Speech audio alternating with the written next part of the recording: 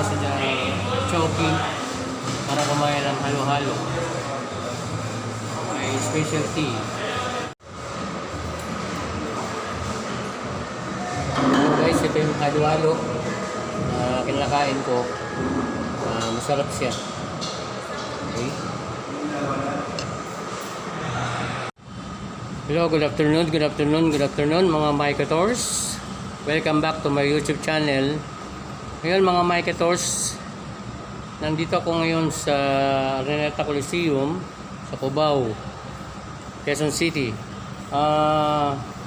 Kaya ako nandito para i-vlog ko yung tinatawag nating liberasyon ng Pilipinas. So ating tunghayan at alamin yung tungkol sa history ng liberasyon ng ating bansa, ng Pilipinas. Ito ay nagmula noong 1939 to 1945.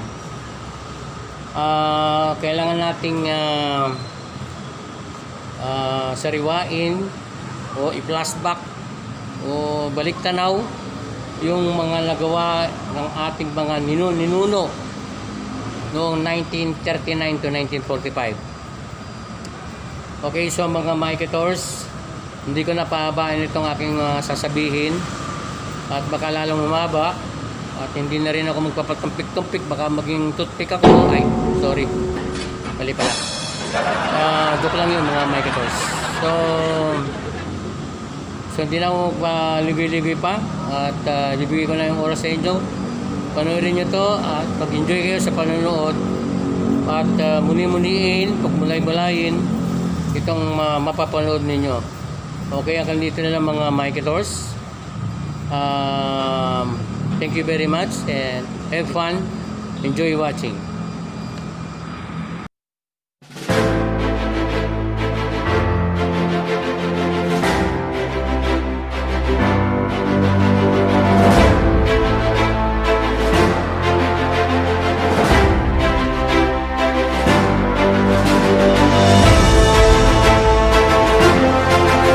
Beach at Lingayen Gulf, about 100 miles north of Manila.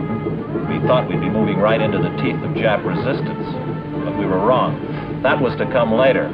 We pushed on down the valley toward Manila, cleaning out little pockets of resistance where we found them. Out ahead of us, Air Force and Navy planes were softening up the way. We moved cautiously forward, wondering what had happened to the enemy. And for a while there, it looked like we were tourists having ourselves a real ball. Along the way, one of the GIs picked up an innocent-looking piece of paper, which turned out to be a Japanese field order. It stated, "All Filipinos found on the field of battle were subject to immediate execution." This applied to all Filipinos in Manila. Filipino guerrillas brought in reports that American and Allied prisoners were starving and being mistreated in the city. So we stepped up the pace in the outskirts of Manila and finally established contact with the enemy. But we soon lost it, and we realized that the Japs were withdrawing to the heart of the city. At Grace Park, where the monument stands, snipers took pot shots at us and slowed down our advance somewhat.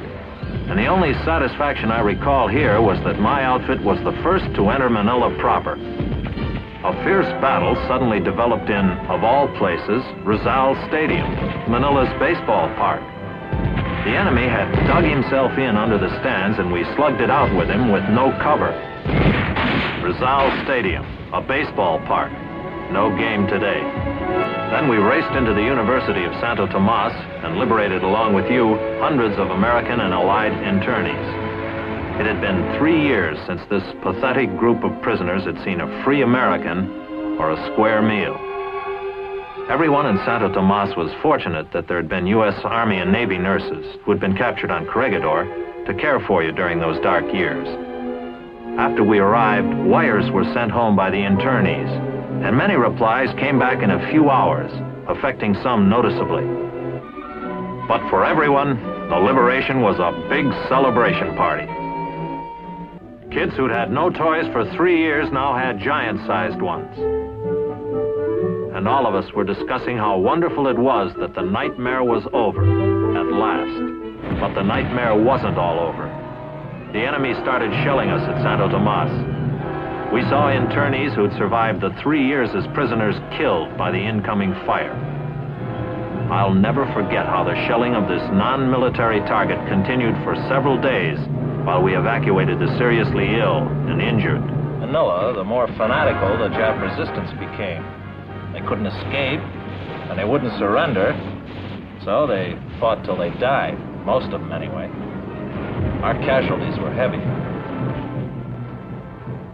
And the more we moved into the heart of the city, the more the enemy took advantage of the huge government buildings for defensive positions. Some of the buildings had to be ripped apart stone by stone before we could continue our advance.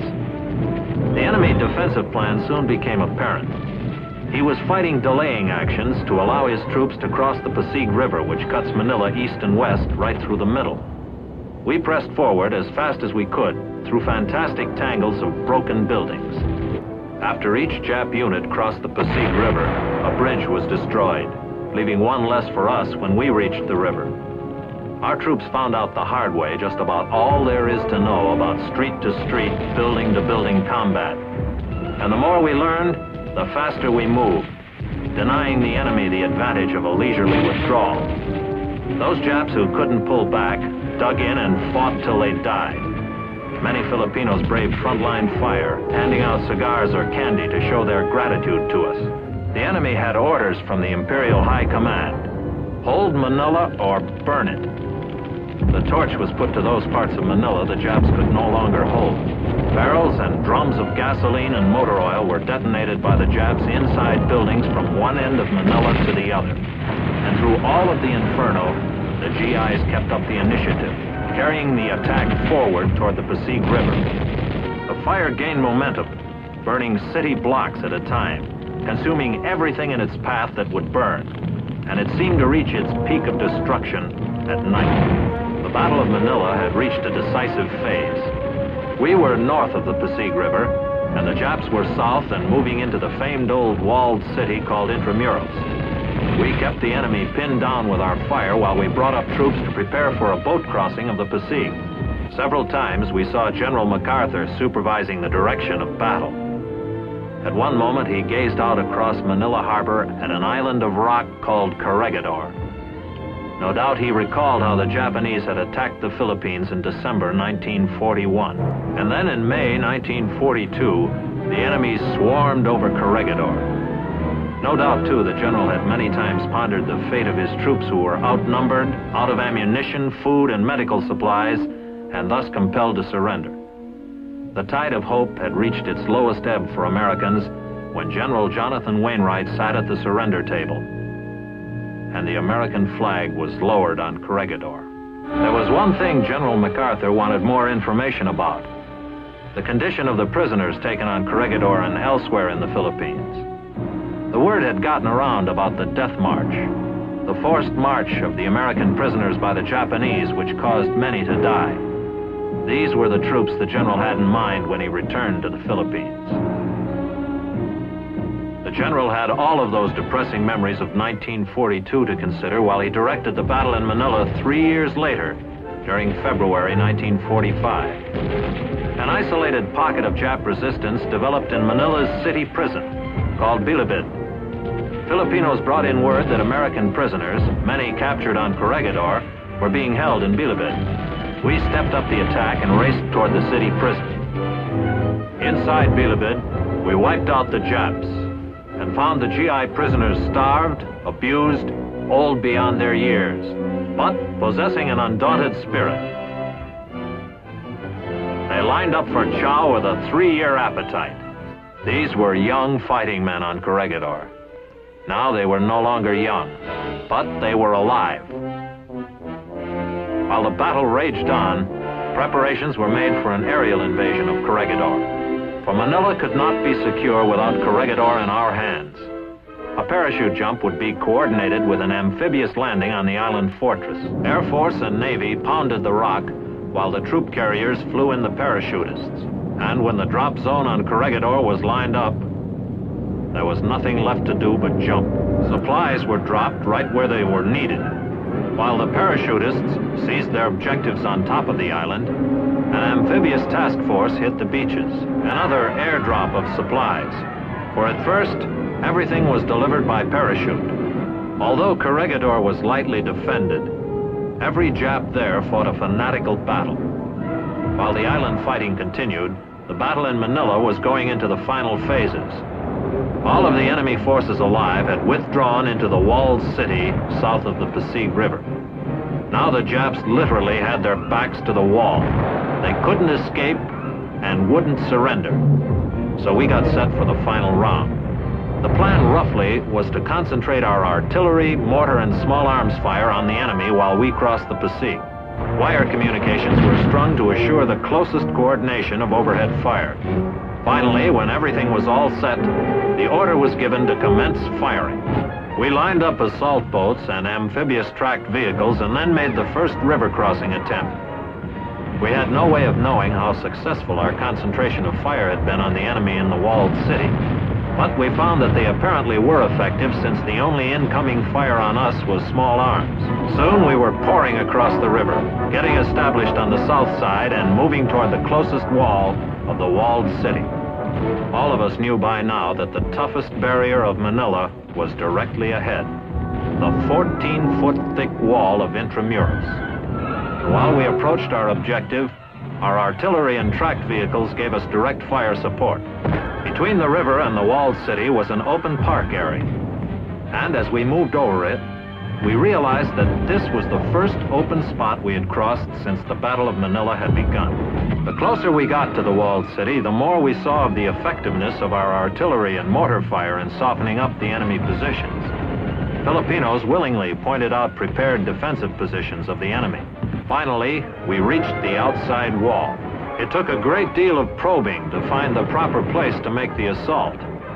For breaching this fortress was no easy matter regardless of how much artillery we had poured into it. But we finally cracked it. Once inside Intramuros, the city within the walls, the battle was suddenly over. Only the rubble and chaos of combat remained. And among the debris we found human wreckage. Many of the Filipinos who had lived in Intramuros were dead.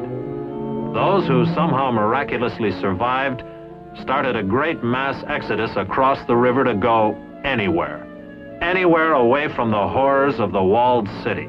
Although the fighting in Manila was over, there still was one more military action to be taken. A general had said he would return.